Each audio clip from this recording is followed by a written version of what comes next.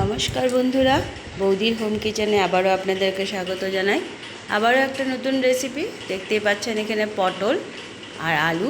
আমি পটলগুলোকে গোল গোল করে কেটে নিয়েছি, আলুটাকেও ডুমডুম করে কেটে নিয়েছি। আমি এবার এই রেসিপিটার জন্য একটা ভাজা মশলা তৈরি করে নেব। প্রথমে এখানে নিয়েছি অল্প একটু মৌরি আর অল্প একটু সাদা জিরে। এটাকে একটু হালকা ফ্রাই করে নিব। আপনারা যখন ফ্রাই করবেন নিজেরাই বুঝতে পারবেন, বেশি ফ্রাই না, হালকা একটু ফ্রাই করলে টাস টাস করে এরা ফুটতে শুরু করে। তো এইটা ভেজে নিয়েছি, এটাকে আমি মিক্সিতে পেস্ট করে নেব। এবার আমি কড়াইয়ে তেল দিয়ে প্রথমে সবজিগুলোকে ভাজা করে নেব ভালো করে। পটল এবং আলু এই সবজিগুলোকে আমি ভাজা করে নেব। প্রথমে তেলটা একটু ভালো গরম হয়ে গেছে, এবার আমি আস্তে আস্তে সবজিগুলো দিয়ে দিচ্ছি। ভাজা মশলা যেটা বললাম সেটা আমি পেস্ট করে অলরেডি রেখে দিয়েছি। প্রথমে আমি সবজিগুলোকে ভাজা করে নিই ভালো করে, পটল এবং আলু। পটলের বিভিন্ন ধরনের রেসিপি আপনাদের সঙ্গে আমরা শেয়ার করেছি, আমরা দেখেছি আপনাদের সবারই ভালো লেগেছে, আপনারা প্রত্যেকেই রেসিপিগুলো দেখেছেন। আমি ভাজা করার জন্য সামান্য এর মধ্যে হলুদ দিয়ে দিলাম, সামান্য একটুখানি লবণ দিয়ে এবার আমি ভালো করে এই আলু আর পটলগুলোকে ভাজা করে নেব। লবণ হলুদটা ভালো করে মিশিয়ে নিই।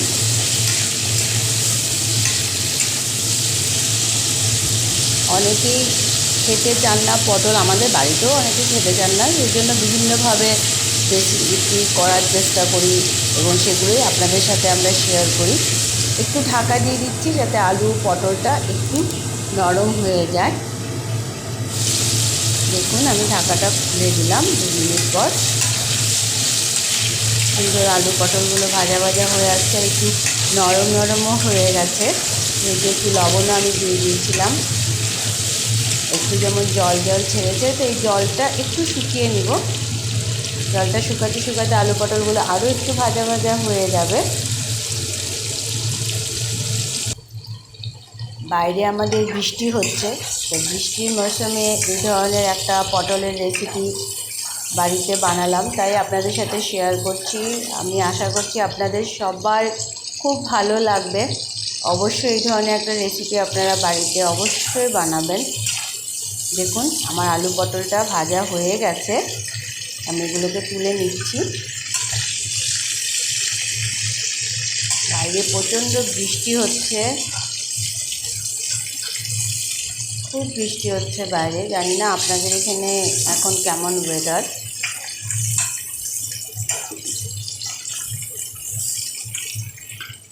দেখুন আমি আলু পটলগুলো সব একে একে তুলে নিলাম এবং কড়াইয়ে যে তেলটা রয়েছে আমি সেই তেলের মধ্যেই বাকি পুরো রান্নাটা শেষ করব। পটল বা বেগুন ভাজা করলে কড়াইটা একটু লাল হয়ে যায়, তা আপনারাও যখন বাড়িতে করবেন দেখতে পাবেন। এখন এর মধ্যে আমি কিছু ফোড়ন দিয়ে দিব। ফোড়নের জন্য থাকছে আমার কিছু গোটা মশলা, যেমন লবঙ্গ, এলাচ, দারচিনি, এগুলো আমি ফোড়নে দিয়ে দিচ্ছি। এলাচিটা দিলে অবশ্যই একটু ফাটিয়ে দেবেন, নাহলে এলাচিটা তেলে পড়ার পরে ফুটে ওঠে। এলাচ দারচিনিটা একটু গরম হয়ে গেলে দিয়ে দিচ্ছি একটা তেজপাতা। এবার দিয়ে দিচ্ছি একটু আদা কুচি। আমি এর মধ্যে পেঁয়াজ কিছু ইউজ করবো না, নিরামিষ একটা পটলের রেসিপি। একটুখানি আমি পেঁয়াজ দিয়ে আদা কুড়িয়ে রেখেছিলাম, সেই আদা কুচিটা দিয়ে দিলাম। এবার আদা কুচিটা একটু ভাজা হতে দিব যাতে আদার কাঁচা গন্ধটা চলে যায়। আদা কুচিটা একটুখানি ভাজা করে নিচ্ছি। এবার দিয়ে দিচ্ছি একটুখানি হিং। হিংটা কিন্তু পেটের জন্য খুবই ভালো, নিরামিষ রেসিপিতে ভালোই লাগে হিংটা দিলে। এবার আমি একটা বড় সাইজের টমেটোকে মিক্সিতে পেস্ট করে নিয়েছিলাম, সেই টমেটো পেস্টিংটা এর মধ্যে দিয়ে দিলাম। দিয়ে এবার খুব ভালোভাবে আমি এই টমেটো পেস্টিংটাকে ভাজা করে নিব তেলের সাথে। আদা এবং টমেটো পেস্টিংটা খুব ভালো করে ভাজা করে নিতে হবে একটু।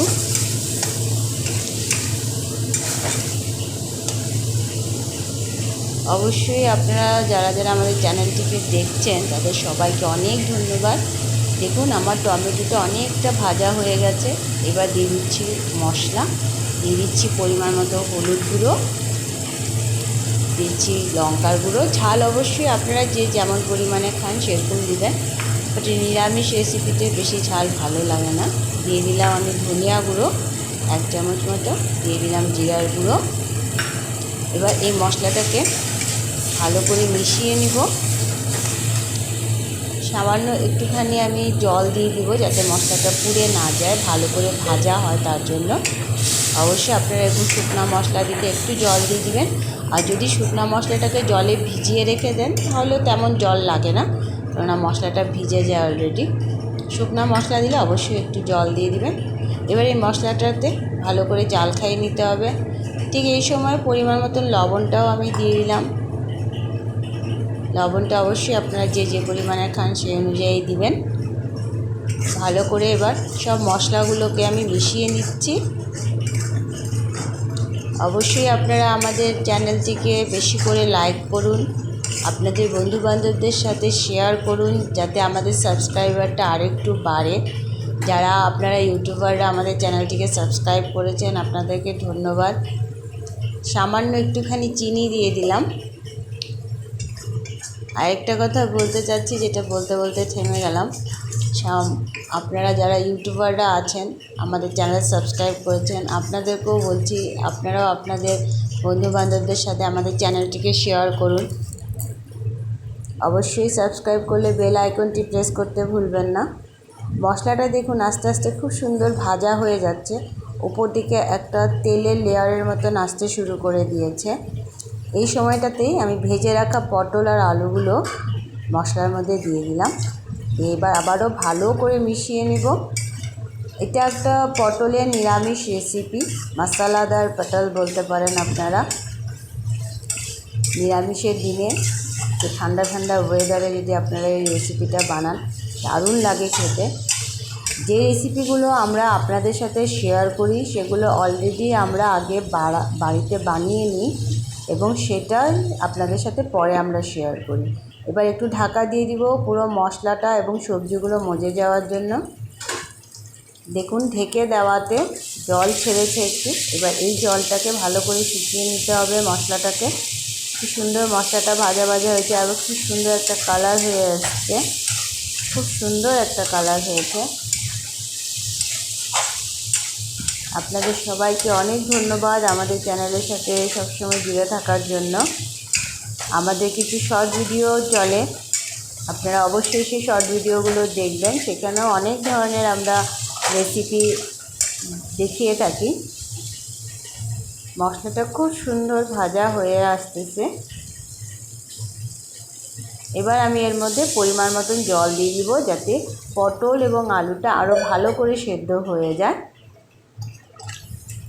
ভালো করে সব মশলাগুলোকে মিশিয়ে দিচ্ছি আমি।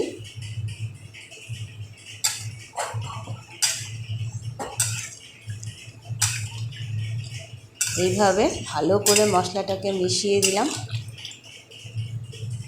বিভিন্ন ধরনের পটলের রেসিপি এভাবে আপনারা বানাবেন বাড়িতে। একটু ঢাকা দিয়ে দিচ্ছি ভালো করে জাল ওঠার জন্য। এই দেখুন একটু আগে যে বলছিলাম প্রচণ্ড বৃষ্টি হচ্ছে আমাদের এখানে, দেখুন কী পরিমাণে বৃষ্টি, প্রচণ্ড বৃষ্টি সকাল থেকে হচ্ছে, মুষলধারে বৃষ্টি হচ্ছে। একদম আমাদের এখানে ওয়েদার ঠান্ডা হয়ে গেছে সকাল থেকে, খুব বৃষ্টি হচ্ছে বলে। চতুর্দিকে যেমন সবুজে সবুজ হয়ে গেছে, দারুণ লাগছে দেখতে। কথা বলতে বলতে আমার পটলের রেসিপিটা কিন্তু পুরোপুরি রেডি হয়ে গেছে। দেখুন সবগুলো সবজি খুব সুন্দর সেদ্ধও হয়ে গেছে, পটল আলু একদম নরম তুলতুলো হয়ে গেছে পুরো। এবার আমি এর মধ্যে ভেজে রাখা মশলাটা, যেটা প্রথমেই ভেজেছিলাম, সেই ভেজে রাখা মশলাটা দিয়ে দিব। দিয়ে আরেকটু আমি জাল খাইয়ে নেব। ভেজে রাখা মশলাটা দিয়ে দিলাম। ভালো করে মশলাটাকে মিশিয়ে দিতে হবে পটলের সাথে।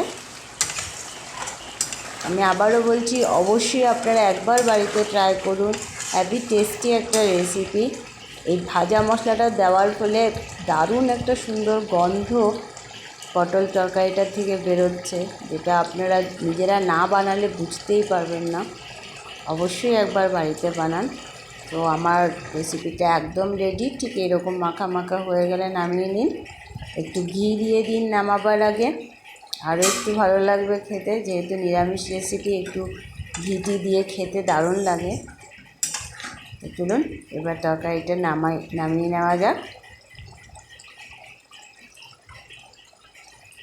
দারুণ একটা স্মেল তরকারির থেকে বেরোচ্ছে।